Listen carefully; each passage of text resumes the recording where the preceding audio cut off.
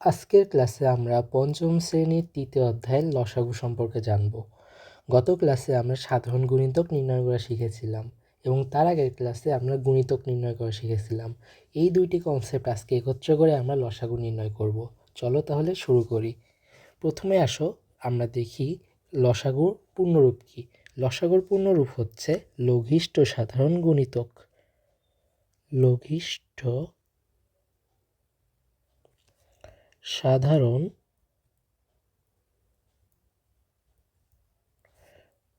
গুণিতক।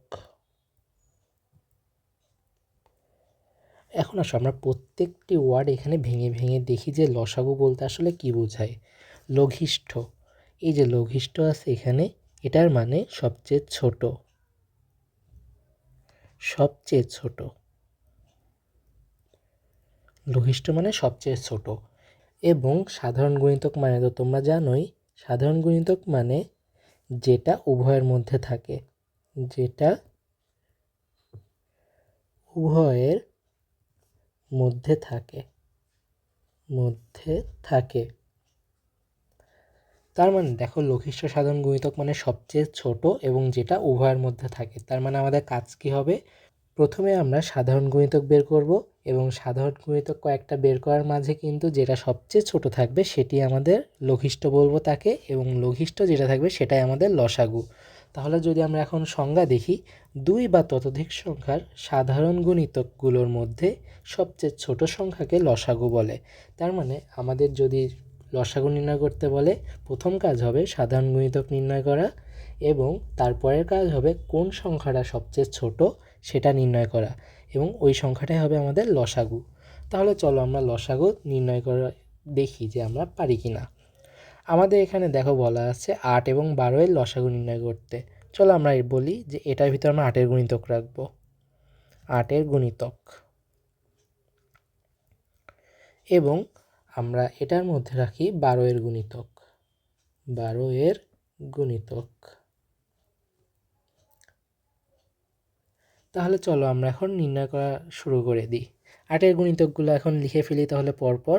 8 একে 8, 8 দুগুণে 16, 3 আটা 24, 24কে আমরা এখানে রাখি।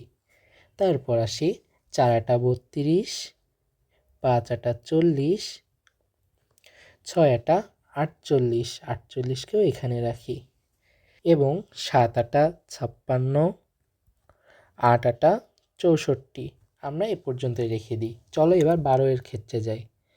12 এর ক্ষেত্রে গেলে 12 একে 12, 12 দুগুণে 24, এই যে দেখো 24, 3 বারং 36, 4 বারং 48, মিলে গেছে, আমরা দুইটি পেয়ে গিয়েছি।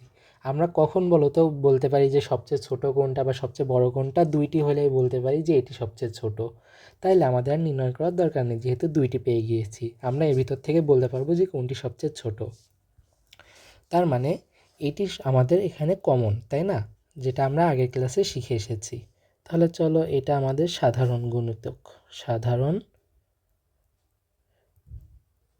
গুণিতক। তাহলে 24 এবং 48-এর মধ্যে কোনটি সবচেয়ে ছোট বলো তো তোমরাই? 24। তার মানে আমাদের এখানে লসাগু কত? 24। তাহলে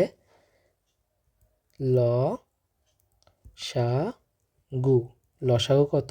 24। খুব সহজ না? হ্যাঁ, খুবই সহজ। চলো আমরা দেখি যে যদি 3টা থাকে তখন আমরা কি করব। 3টা থাকলেও সেমভাবে আমরা প্রত্যেকটা গুণিতক বের করব এবং কমন যায় কিনা সেটা দেখব। তাহলে চলো প্রথমে 6, 8 এবং 12 এর মধ্যে 6 দিয়ে শুরু করি। 6 এর গুণিতক। চলো 6 এর গুণিতকগুলো দেখি আমরা।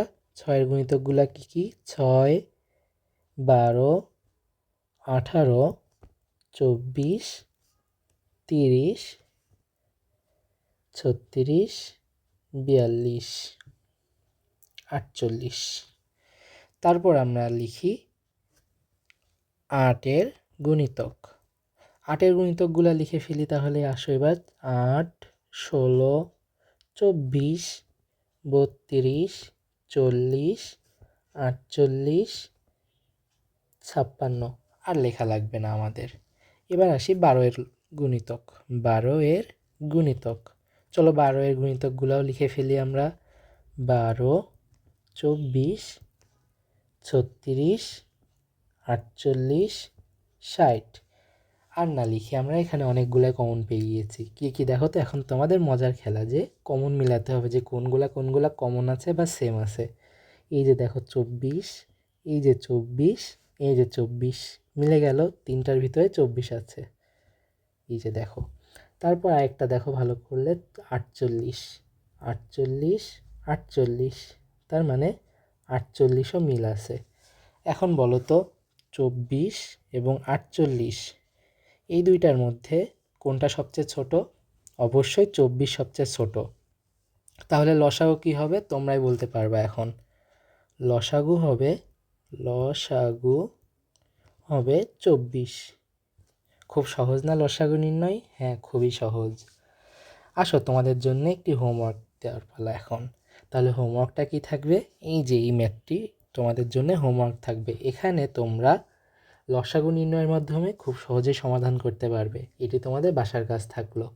দেখা হচ্ছে পরবর্তী লেকচারে, যেখানে আমরা গুণনীয়ক সম্পর্কে জানবো।